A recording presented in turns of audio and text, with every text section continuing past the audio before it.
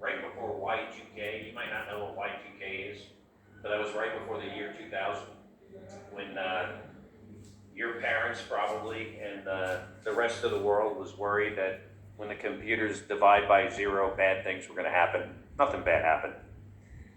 But we headed out to the launch pad, Space Shuttle Discovery, fully fueled, giant external tank of liquid oxygen, liquid hydrogen, solid rocket motors, basically a giant bomb on the top of this hill, ready to explode. The launch pad is completely abandoned of people. We get in the cockpit about 3.5 hours prior to launch. Much more complicated than that cockpit I saw as a kid that I thought I would never be able to fly. And we get inside, and they strap us in tight, they bolt the hatch closed.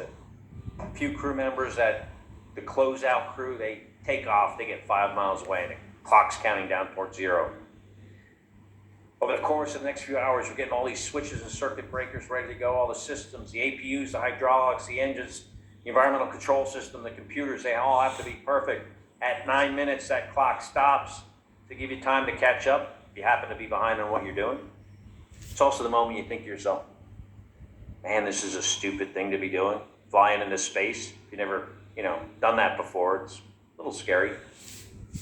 But, you can't get away. You're strapped in tight, the hatch is bolted closed. Plus, it would look really silly to be the first astronaut to run away from the rocket. You probably live in mean hell for the rest of your life, so you're committed. At 6 seconds, the main engine's light. 3 giant main engines, 1 million pounds of thrust, but you don't go anywhere because you're bolted to the launch pad by these 8 giant bolts. Then the clock goes 5, 4, 3, 2, 1. At 0, those bolts are exploded open.